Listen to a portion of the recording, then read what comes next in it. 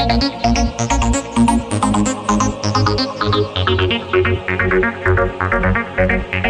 Morning दोस्तों, आपका स्वागत है आपके अपने YouTube चैनल वाईटी प्रेपअप पे। तो चलिए स्टार्ट करते हैं आज का क्लास। आज का टॉपिक होगा हमारा राज्यपाल।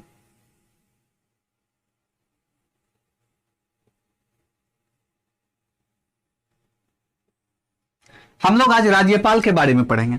सबसे पहले देखते हैं कि संविधान के अनुच्छेद कितने में राज्यपाल पद का जिक्र है।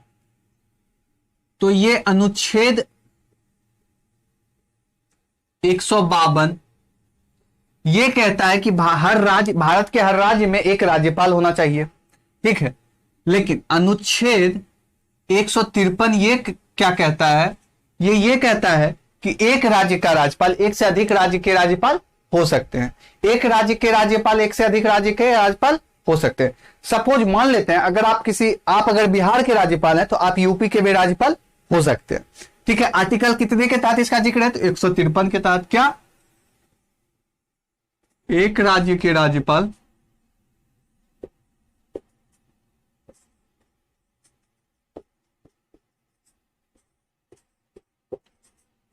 एक से अधिक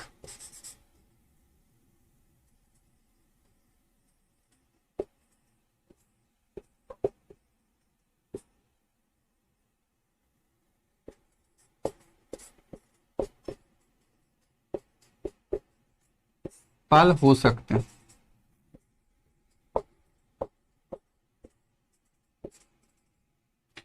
एक राज्य के राज्यपाल एक से अधिक राज्य के राज्यपाल हो सकते हैं।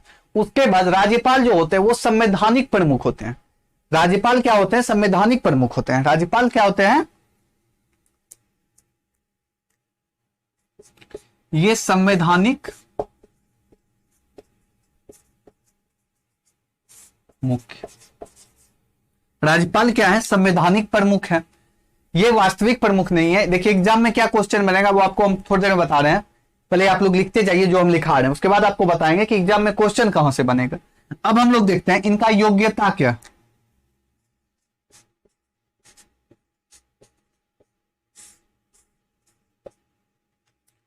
सबसे पहले ये तो भारत के नागरिक हों, भारत के नागरिक हो।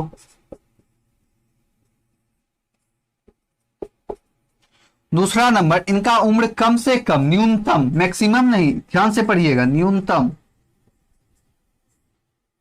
35 वर्ष। अगर 35 वर्ष से कम है तो आप राज्यपाल बनने के योग्य नहीं है। आपका उम्र कितना होना चाहिए? तो 35 वर्ष होना चाहिए।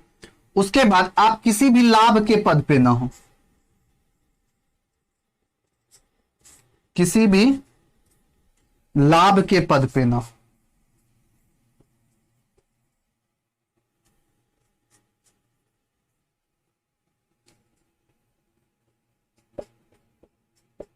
अगर आप लाभ के पद पे हैं तो आपको वो पद छोड़ना पड़ेगा, तभी आप राज्यपाल बनने के काबिल हैं। उसके बाद क्या है कि आप विधानमंडल के परिषद ना हो, सॉरी विधानमंडल के सदस्य ना हो।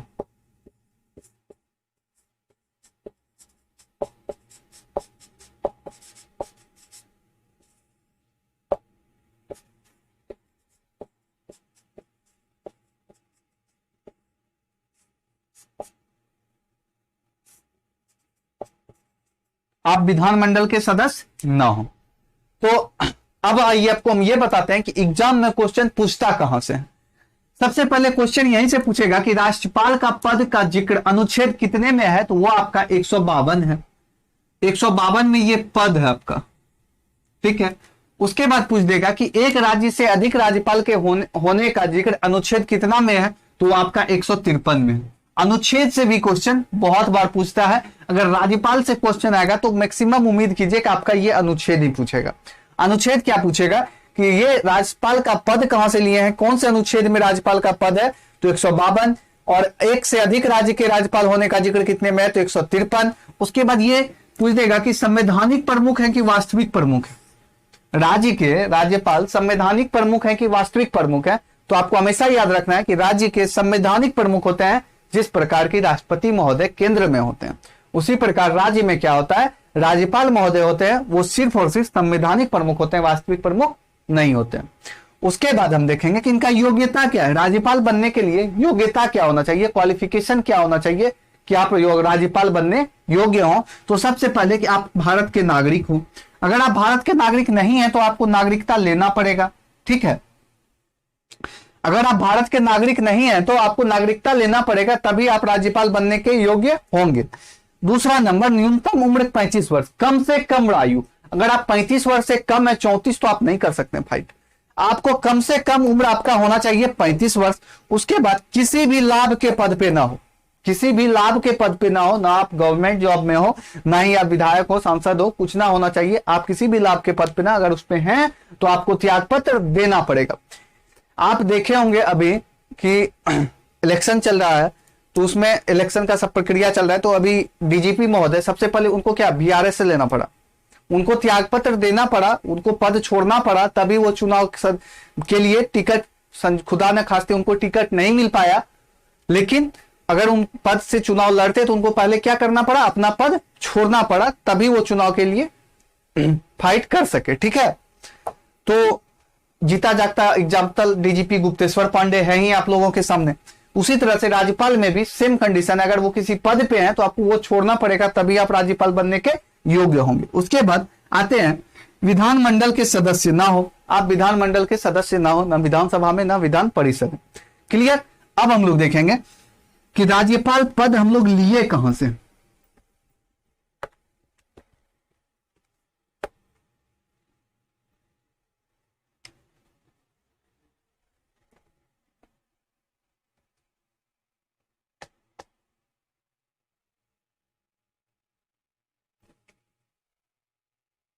राज्यपाल का पद हम लोग कहां से लिए हैं, कहां से बोरो किए हैं और अपने संविधान में जोड़े हैं। तो एक एक्ट आप लोग को पढ़ाए थे जब borrowed principle of Indian constitution पढ़ाए थे, उसमें हम पढ़ाए थे कि 10 देश और एक आर्टिकल था। वो आर्टिकल कौन सा था, आप लोग को याद है तो कमेंट करके बताइए कि वो आर्टिकल कौन सा है। अगर याद नहीं है तो आप लोग जान जाइए, वो आर्टिकल था भारत सरकार अधिनियम 1935।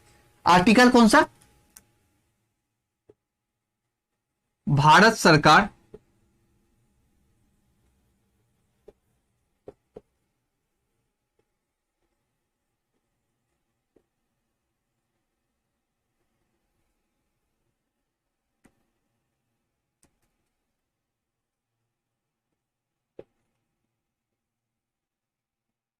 अधिनियम 1935।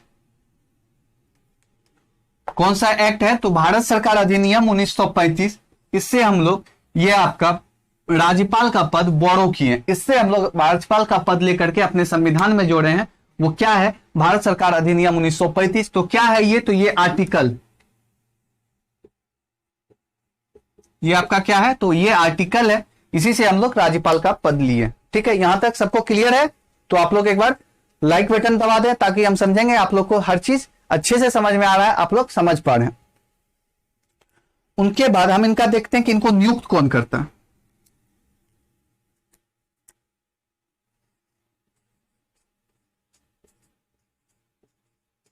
इनका नियुक्ति कौन करवाता, तो वो नियुक्ति इनका राज्यपाल महोदय कराते हैं। कौन कराता है, सॉरी राज्यपाल तो आप पढ़ ही रहे हैं, इनका नियुक्ति जो है राष्ट्रपति महोदय कराते हैं।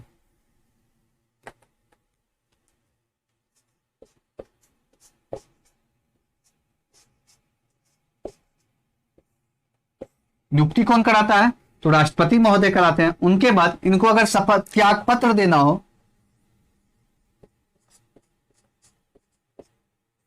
वो किनको देंगे, तो वो भी ये राष्ट्रपति महोदय को ही देंगे। त्याग पत्र किनको देंगे, तो राष्ट्रपति महोदय को ही देंगे। उसके बाद इनको शपथ ग्रहण कौन दिलाते हैं,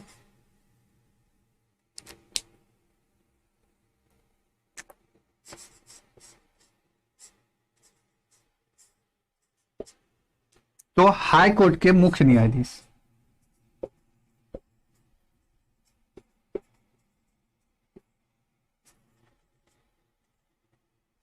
कौन दिलवाते हैं इनको शपथ ग्रहण, तो हाई कोर्ट के मुख्य न्यायाधीश।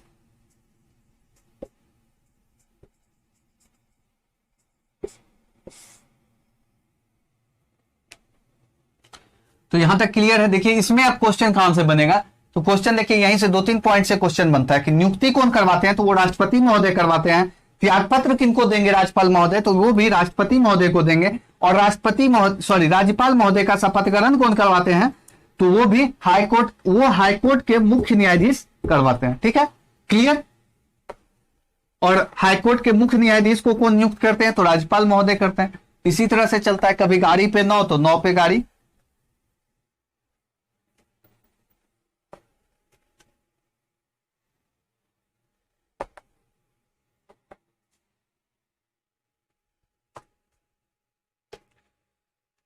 तो अब हम लोग आगे देखेंगे कि इनका कार्यकाल क्या होता है, कार्यकाल कितने वर्ष का होता है और कार्य क्या क्या होता है। तो कार्यकाल इनका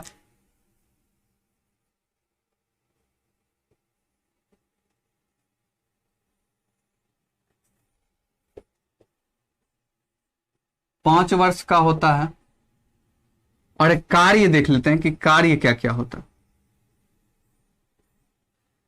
ये कई पद होते हैं जिनका नियुक्ति ये करवाते हैं, राज्यपाल महोदय करवाते हैं, जो कि अभी देखेंगे हम लोग। सबसे पहला जो नियुक्ति करवाते हैं वो सीएम होते हैं। मुख्यमंत्री का नियुक्ति कौन करवाते हैं, तो राज्यपाल महोदय करवाते हैं। उसके बाद राज्य मंत्री परिषद,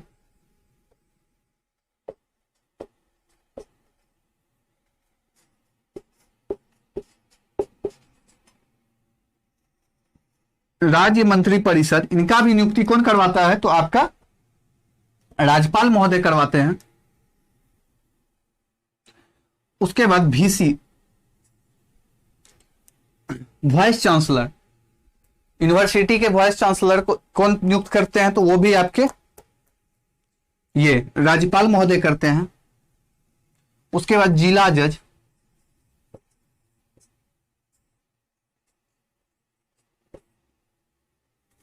जिला जज का नियुक्ति कौन करते हैं, तो राज्यपाल महोदय करते हैं। उसके बाद राज्य लोक सेवा आयोग,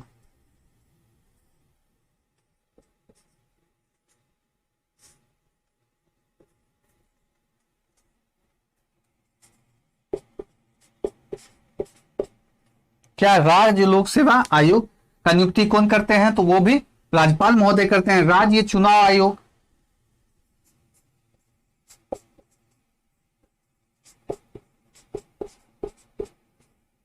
इत्यादि।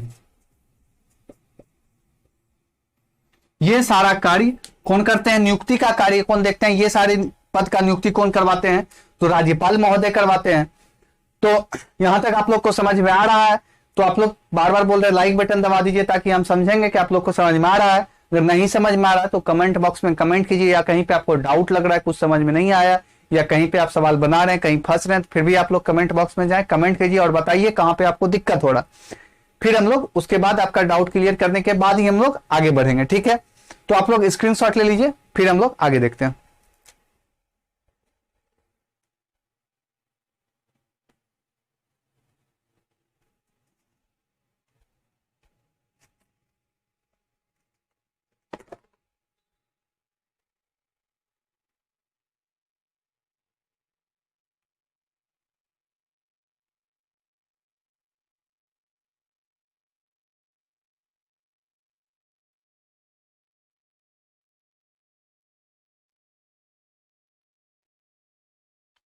इनको जो है क्षमादान का भी शक्ति प्राप्त है। क्षमादान का शक्ति मतलब अगर आपको कोई सजा हो गया तो मृत्यु दंड को छोड़ करके दूसरा कोई भी सजा है, तो अगर आप राज्यपाल महोदय के पास जाकर के अर्जी लगाएंगे तो हो सकता है उसमें वो माफी दे दे, सजा घट सकता है या सजा माफ भी हो सकता है। तो ये डिपेंड करता है राज्यपाल महोदय पे वो करेंगे या नहीं करेंगे। सिर्फ और सिर्फ मृत्यु दंड को छोड़ करके, मृत्यु दंड का अधिकार इनको नहीं मिला है कि अगर आपको फांसी हो गया फिर भी राज्यपाल आपको फांसी माफ कर देंगे, ये अधिकार उनको नहीं है। ये अधिकार सिर्फ और सिर्फ राष्ट्रपति महोदय को। ठीक है, तो मृत्यु दंड को छोड़ करके अगर आपको दूसरा कोई भी सजा सुनाया गया है तो आप अगर राज्यपाल महोदय के पास जाकर के अर्जी लगाते हैं तो क्या होगा, सजा कम हो सकता है या माफ भी हो सकता है। ठीक है,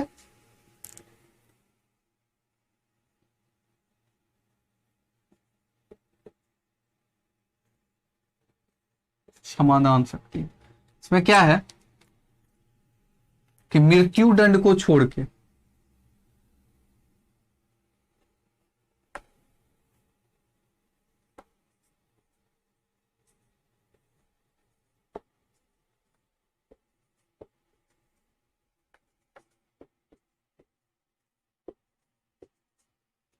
क्षमादान शक्ति है प्राप्त, लेकिन इसमें क्या टर्म कंडीशन है कि मृत्यु दंड को छोड़ के, मृत्यु दंड में ये कुछ नहीं कर सकते हैं, बाकी कुछ भी सजा आपको अगर मिला हुआ है तो उसमें ये कुछ कर सकते हैं। अगर राज्यपाल महोदय के पास आप अर्जी लगाए तो कुछ माफ हो सकता है या घट सकता है सजा, ठीक है, क्लियर। उसके बाद अगर इनको एक अधिकार और मिला हुआ है क्या, राज्य अध्यादेश लाने का, राज्य में एक अध्यादेश ला सकते हैं, लेकिन उनको 6 सप्ताह के अंदर पारित करना होता है।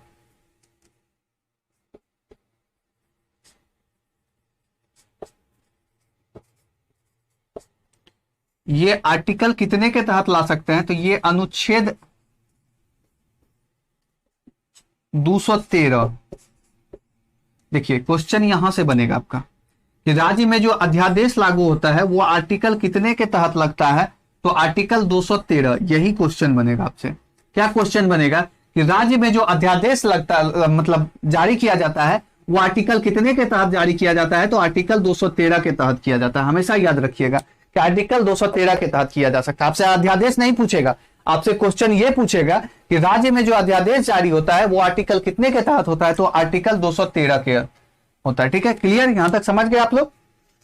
और ये अध्यादेश जो होता है आपका 6 सप्ताह के अंदर इसको पारित करना होता है, नहीं तो अध्यादेश समाप्त हो जाता है, ये कानून खुद ब खुद सस्पेंड हो जाता है, ठीक है। उसके बाद इनका वेतन देख लेते हैं कितना।